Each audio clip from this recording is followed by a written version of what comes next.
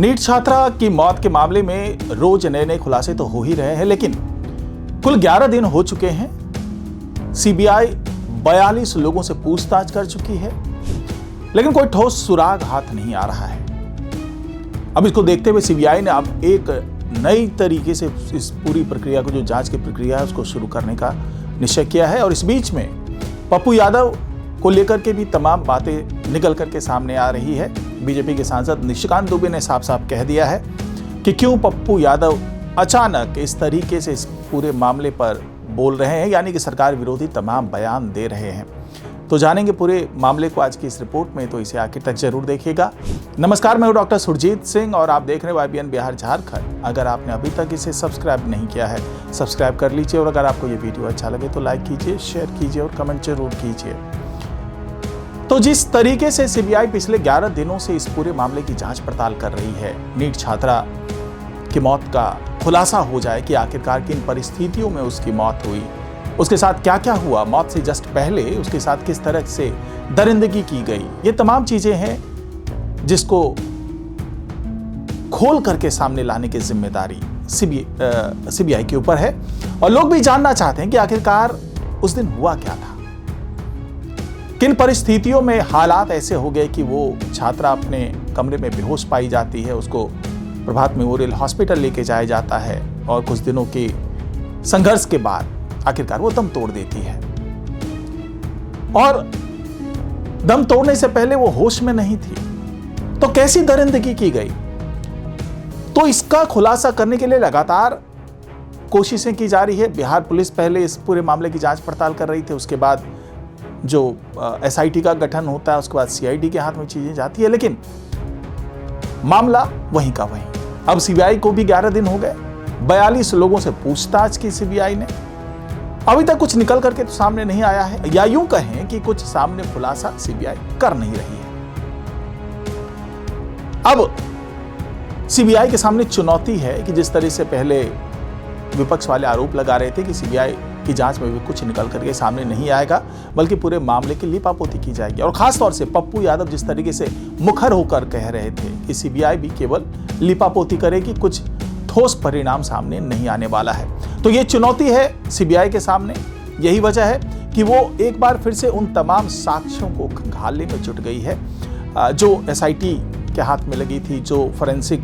Science lab में जो तमाम जांच पड़ताल के सामने जो तमाम चीज़ें आई थी, जो CID वालों ने कुछ चीज़ें निकाली थी, जो स्थानीय जो पुलिस है, पटना पुलिस है, उन लोगों ने जो चीज़ें निकाल करके सामने रखी थी।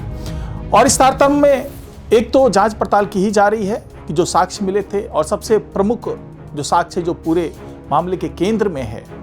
वो है जो उस छात्रा के अंडरगारमेंट्स पर से जो ह्यूमन स्पर्म मिले हैं, उसकी जांच पड़ताल करने के लिए SIT ने 25-30 लोगों के सैंपल भी लिए थे। उस DNA मैच भी कराना था, लेकिन DNA मैच हो नहीं पाया अभी तक। तो आखिरकार वो कौन लोग हैं जिनका ये स्पर्म वहाँ पे था और DNA से अभी तक मैच नहीं हो रहा है। तो सीबीआई एक बार फिर से उस पुराने साक्ष्यों पर लौट रही है, और साथ ही जो स्थानीय पुलिस ने उस वक्त तैनात थे, चाहे हम चित्रगुप्त नगर के थानाध्यक्ष रीना कुमारी की बात कर लें, तो उससे भी काफ़ी लंबी पूछताछ की है सीबीआई ने, क्योंकि प्रथम दृष्टया वहां पर जो भी चीजें मिली, वहां पे क्या क्या साक्ष्य मिले, कैसी स्थिति थी, क्या दृश्य था,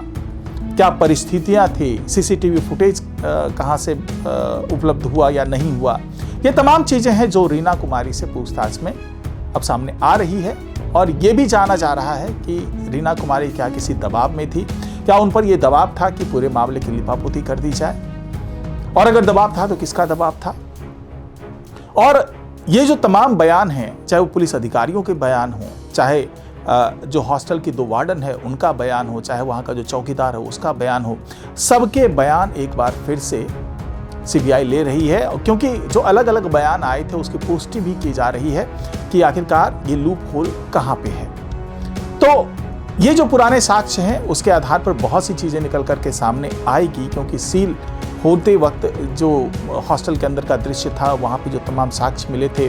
जिसकी जांच पड़ताल करनी अभी बाकी है, वो सब कुछ एसआईटी के पास में, सीआईडी के पास में है, और जो फॉरेंसिक लैब में जांच हुई थी उनके पास कई साक्ष्य मौजूद हैं। तो उसकी एक बार फिर से तकनीकी रूप से जांच की जाएगी। ह्यूमन एंगल से तो तमाम जांचें हो चुकी है, मानवीय आधार पर सब चीज़ों को देखा परखा जा चुका है, लेकिन आधुनिक तकनीकों का इस्तेमाल करके इन साक्ष्यों को फिर से जांचा जाएगा, फिर से इनमें टटोला जाएगा। अब यहाँ पर एक चीज और निकल करके सामने आई कि पूरे जांच पर जिस तरीके से पप्पू यादव लगातार सवाल कर रहे हैं, बार बार जांच की कमियों को उजागर कर रहे हैं, बार बार ये बता रहे हैं कि इस जांच को होना कैसे चाहिए था और कहाँ पे लीपापोती की कोशिश पुलिस भी कर रही है, सीबीआई भी कर रही है, एसआईटी भी कर चुकी है,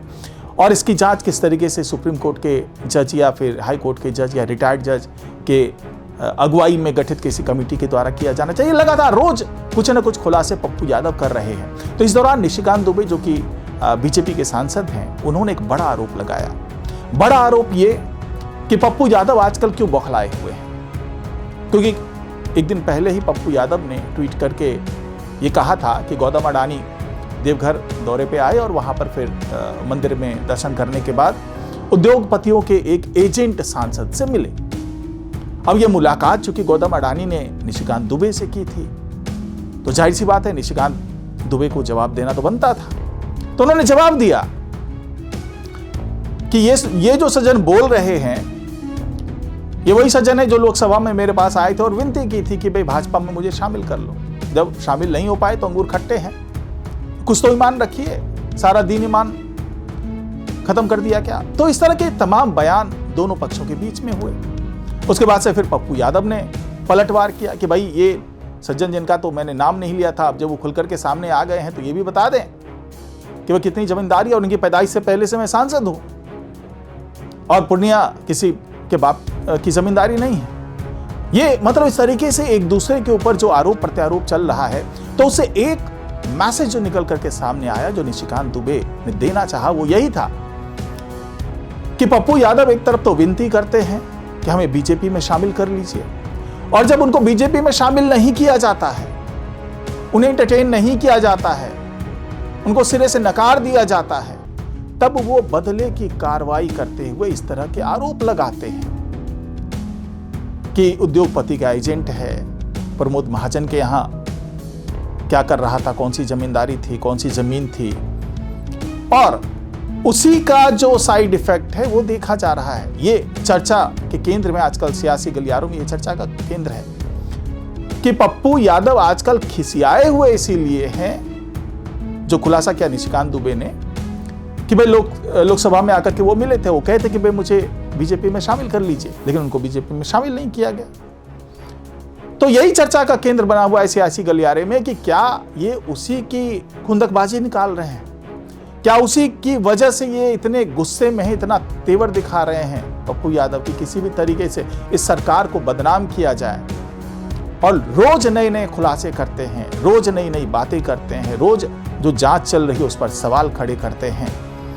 तो क्या ये वही केंद्र में है सारी चीजें, या फिर वाकई पप्पू यादव के पास कुछ ऐसी चीजें, क्योंकि वो दावा कर रहे हैं कि मेरे पास तमाम साक्ष्य हैं, अगर सीबीआई को चाहिए तो मैं साक्ष्य दे सकता हूं, और सीबीआई तो इस मामले का खुलासा करना चाहती है, तो वो तो साक्ष्य चाहेगी कि अगर किसी के पास हो, चाहे वो पप्पू यादव के पास हो, चाहे किसी भी के पास हो, तो वो साक्ष्य उनके पास आए। लेकिन पप्पू यादव दावा तो कर रहे हैं, लेकिन कोई साक्ष्य अभी तक उन्होंने उपलब्ध कराया नहीं है। वो बार बार कह रहे हैं कि मेरी बेटी को इंसाफ मिलना चाहिए, और कहां कहां लूप होल है, कहां कहां पे जांच में कमी हो रही है, और कहां कहां सरकार लिपापोती करने की कोशिश कर रही है। तो क्या ये पप्पू यादव वाकई जो आरोप लगा रहे हैं उसमें दम है, उनके पास वाकई कोई साक्ष्य है, या फिर जो निशिकांत दुबे कह रहे हैं कि इनको चूंकि बीजेपी में शामिल नहीं किया गया इसीलिए अंगूर खट्टे हैं और इन्होंने अपना दीन ईमान खत्म कर दिया है। तो कुल मिलाकर के अब लगातार आरोप प्रत्यारोप का दौर तो चल रहा है, लेकिन इस बीच में सीबीआई की जांच भी आगे बढ़ रही है और धीरे धीरे हो सकता है कि आने वाले दिनों में इसका खुलासा हो जाए। लेकिन एक तरफ तो आपराधिक एंगल से इस पूरे मामले की जांच की जा रही है, दूसरी तरफ ये पूरा मामला सियासी रंग लेता हुआ दिख रहा है, और ये भी दावा किया जा रहा है कि इसके पीछे भी सियासी हुक्मरान कुछ हैं, कुछ रसूखदार लोग हैं, कुछ सफेद पोश लोग हैं जो इस पूरे मामले में इन्वॉल्व हो सकते हैं, और शायद उनको बचाने की भी कोशिश की जा रही है। ये आरोप पप्पू यादव लगातार लगाते जा रहे हैं, और इसके साथ साथ प्रशांत किशोर ने भी इस तरह के तमाम आरोप लगाए हैं। तो इन आरोपों में कितना दम है, या फिर ये वाकई केवल सियासत वाले आरोप हैं, केवल सियासी आरोप लगाए जा रहे हैं, केवल राजनीतिक रंग दिया जा रहा है, केवल सरकार को घेरने की कोशिश है, सरकार को बदनाम करने की कोशिश है। क्योंकि सम्राट चौधरी भी बार बार यही कह रहे हैं कि भाई हमें आप सबूत दीजिए, हमें नाम बताइए, 24 घंटे के अंदर मैं उनको गिरफ्तार करूंगा, सलाखों के पीछे भेजूंगा। इसी बीच में चीटी और हाथीवाला भी प्रकरण शुरू हो गया। यानी कि अब बीजेपी की तरफ से भी हमलावर हो रहे हैं लोग पप्पू यादव के ऊपर में, और ये आरोप लगा रहे हैं कि ये केवल ये सियासी एंगल दे रहे हैं पूरे मामले को, इनके आरोपों में कोई दम नहीं है, और अगर इनके पास कोई साक्ष्य है, कोई आरोप है तो इसको साबित करें, सिद्ध करें, उस पर भी कार्रवाई होगी। तो फिलहाल देखना है कि ये कौन सा रंग लेता है, क्या सियासी रंग लेता है, या फिर इसकी पड़ताल करने के बाद जो अपराधी हैं, जो दोषी हैं, वो सामने निकल करके आते हैं। तो फिलहाल आज की रिपोर्ट में इतना ही। नमस्कार।